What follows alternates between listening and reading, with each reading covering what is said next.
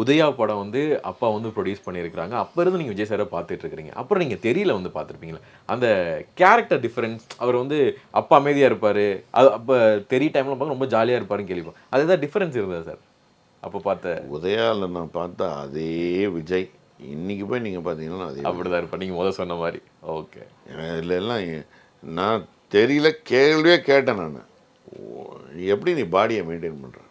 உன்னோட ஒரு 10 வயசு பெரியவன் நான். எனக்கு அது ஓகே. ஏன் நான் இவ்வளோ வீங்கிங் கிடைங்க. ஓகே ஒபீஸாக ஒரு இதில் இருக்கேன். உன்னால் எப்படிப்பா மெயின்டைன் பண்ண முடியுது தம்பி? ஓகே. ஹி சேஸ் சார் நம்மளை நம்பி ப்ரொடியூசர்ஸ்லாம் அவ்வளோ பணம் போடுறாங்க. அதுக்கு நம்ம ஃபிட்டாக இருக்கணும் சார், பண்ணணும். அதனால நான் பண்ணுறேன். ஓகே. இது இந்த சின்சியரிட்டி தான் சார். அதனால தான் இன்ன வரைக்கும் அவர் வந்து டாப் உச்சம் அப்படின்றது பேசப்படுறாரு.